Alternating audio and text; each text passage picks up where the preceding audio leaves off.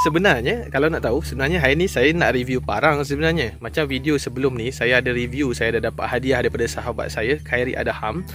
Parang daripada parang lipis lah, dia nama lipis. Dan saya pun dah review parang dia. Alhamdulillah, parang dia mempuas hati saya pakai sampai sekarang.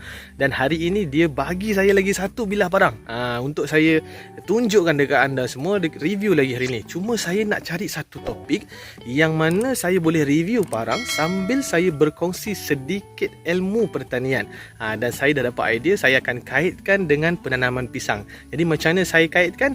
Jom kita tengok. Okey, jadi sebelum tu, saya sekarang ni nak tunjuk dekat korang macam mana apa yang dikatakan dengan pisang yang kena penyakit moko lah, yang orang panggil moko sebenarnya. Okey, ini adalah salah satunya.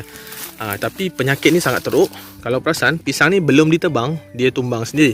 Sama dengan yang ni. Yang ni pisang abu pisang abu. Okey, tengok daun dia. Belum mula berjantung dia dah kuning dah. Yang ni sangat bahaya kerana penyakit ni sangat mudah berjangkit pada pisang-pisang lain. Okey, ini pun sama juga, layu. Okey. Antara pisang yang sangat digemari oleh virus moko ni, oleh penyakit yang orang panggil penyakit moko ni adalah pisang berangan, pisang awak, pisang abu dan juga pisang nangka. Jadi 3 pisang ni memang selalu kena penyakit lah. Kat sini dulu saya tanam pisang banyak tau. Tapi pisang berangan, pisang nangka dan pisang abu hampir kesemuanya terkena penyakit moko kecuali pisang tanduk. Sebab pisang tanduk dia agak susah sikit nak kena penyakit.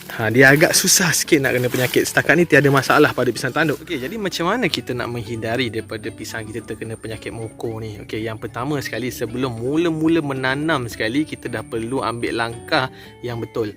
Kalau macam saya biasanya akan rendamkan anak pisang tu dalam bancuhan furadan ataupun klorok. Ini adalah untuk kulatkan benih tersebut, supaya benih itu tidak tercemar dengan kulat. Dengan cara itu benih akan lebih orang cakap selamat untuk ditanam dan mengurangkan risiko daripada terkena penyakit seperti Fusarium, moko dan sebagainya. Jadi bila dia dah keluar, dah tumbuh, macam mana? Okey, dekat sinilah pentingnya peralatan untuk membersihkan kebun. Okey, sebelum saya mulakan lebih lanjut dengan peralatan tu, jom saya tunjuk lagi koleksi parang-parang yang saya guna untuk berkebun supaya pokok saya terhindar daripada penyakit. Jom.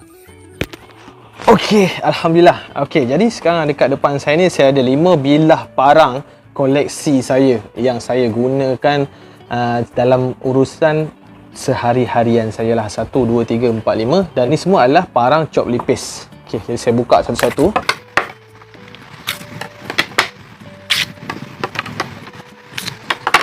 Okay, jadi mesti ramai yang tertanya-tanya saya, kenapa saya ada banyak parang yang saya gunakan untuk saya punya urusan berkebun.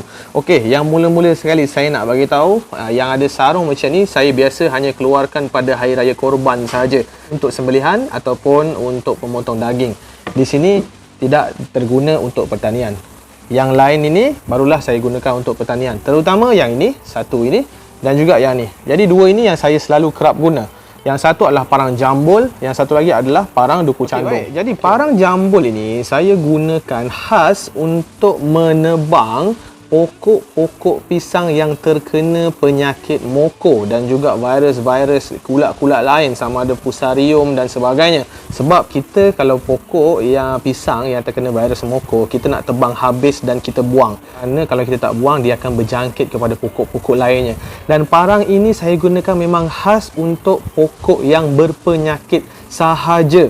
Dan kemudian parang yang ini, duku candung, yang ini barulah saya gunakan untuk menebang pisang yang sedia untuk dituai.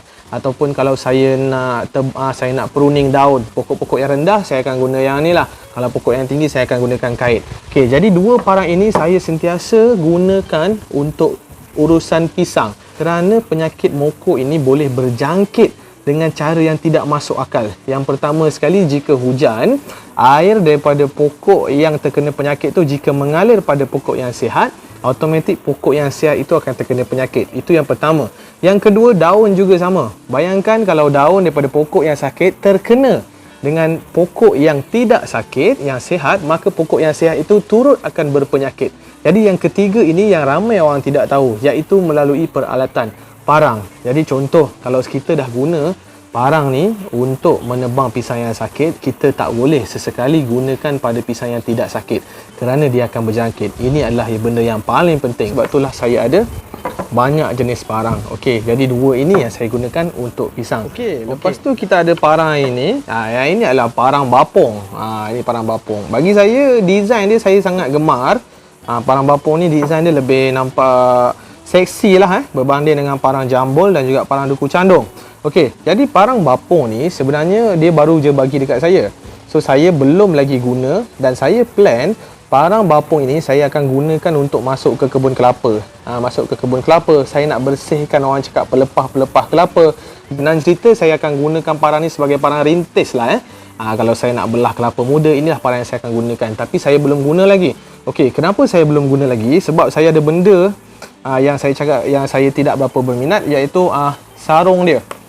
Sarung dia sarung PVC. Sebenarnya sarung PVC ni dia kurang tahan dia senang pecah. Saya gunakan untuk bawa masuk kebun, kemudian ada crack kat situ. Ada pecah kat situ. Sebab tu parang yang ni saya buatkan sarung bodoh je lah, orang panggil sarung bodoh lah. Saya gunakan kayu pellet. Saya asal boleh sarung je sebab dia punya sarung dah pecah. Jadi saya mengadu benda ni dekat founder parang lipis saya, iaitu saudara Khairi Adham. Saya cakap, Adham, parang yang kau bagi tu, sarung dia tak kuat lah, pecah. Sarung dia senang pecah, PVC, dan tali ni dia agak semak. Jadi oleh sebab itu jugalah dia minggu lepas dia hantar dekat saya parang baru. Kali ini sarung dia jenis Kydex. Okey, jadi Kydex ni dia kata memang payah nak pecah lah.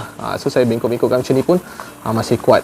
Jadi Kydex ni dia datang dengan parang duku candung yang ni, dia datang dengan sarung Kydex. Saya dimaklumkan parang ni adalah hot selling, parang yang paling laku antara banyak-banyak jenis parang yang dikeluarkan oleh tim Lipis ni. Ini adalah parang yang paling laku. Okey, jadi apa sebenarnya yang membuatkan parang duku candung 12 inci ini adalah hot selling, ataupun orang cerita jualan yang paling laku lah? Kenapa? Okey, baik. Semula sekali, besi yang digunakan adalah sama dengan parang lain, Carbon S53C. Carbon S53C ni antara setengah kilang mereka gunakan untuk buat spring dan besi ni memang keras, dan tidak semua batu asah sesuai digunakan untuk mengasah parang ni. Saya dah cuba. Kalau batu asah yang biasa tu memang jenuh, memang susah. Kena guna batu asah yang keras sikit lah. Lagi satu, parang ni didatangkan dengan 3 jenis hulu kayu yang berbeza. Yang pertama sekali adalah kayu bangkong yang agak sedikit kekuningan, nama dia kayu bangkong. Kemudian kita ada kayu akasia. Jadi kayu akasia adalah lebih kurang ni lah. Ini adalah hulu kayu akasia, tu yang kedua. Dan yang ketiga adalah kayu rengas. Kayu rengas ni dia agak kemerah-merahan sikit, tapi saya tak ada di sini. Yang berhulu kayu harganya adalah RM160. Tetapi kalau anda semua kurang bajet, boleh request yang berhulu plastik. Okey, jadi kalau hulu plastik harganya hanyalah RM110 sahaja. Jadi beza RM50, tiada masalah. Dan panjang bilah ini ditentukan pada permintaan masing-masing. Ada yang suka dengan 12 inci, okey. Ada juga yang suka dengan 10 inci. Okey, yang ini 10 inci. Dua parang yang sama tetapi berbeza panjang dia. Okey, jadi pada kawan-kawan semua yang berminat untuk mendapatkan parang cap lipis ni, boleh layari Facebook page mereka. Ada saya sertakan link di bawah, iaitu Parang Lipis Cap Dal. Link Facebook kat bawah, boleh layari situ. Ada nombor telefon saya kepilkan sekali. Dan satu lagi info tambahan sebelum saya lupa, parang ini ada waranti waranti selama 150 hari. Jadi waranti itu adalah untuk parang yang patah, parang yang sumbing dan juga hulu parang yang tercabut, semuanya akan diganti dengan yang baru. Okey, memang menarik. Siapa lagi yang jual parang nak bagi waranti? Alright.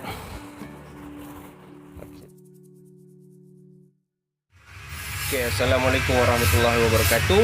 Nama saya Khairi Adham dari Parang Lipis Cap Dal. Lokesen Parang Lipis Cap Dal ni adalah di Kampung Selendang, Kuala Lipis, Pahang.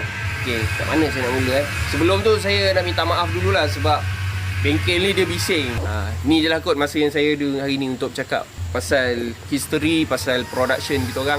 Okay, sejarah Parang Lipis Cap Dal ni sebenarnya bermula tahun, kita boleh kata anniversary lah, ulang tahun Parang Lipis Cap Dal ni. Masuk Oktober ni mungkin dia dah masuk setahun. Okay, betul lah kalau ada yang baca cerita pasal saya hilangkan parang ayah saya nak ganti parang tu. Sebenarnya bila parang ayah saya dah hilang, saya nak cari tukang yang boleh ganti bilah. Tukangnya tak ada. Kawasan saya ni tak ada tukang. Ada kawan saya masukkan saya dalam grup kat Facebook tu. Parang-parang yang ada ni dalam Malaysia ni cantik.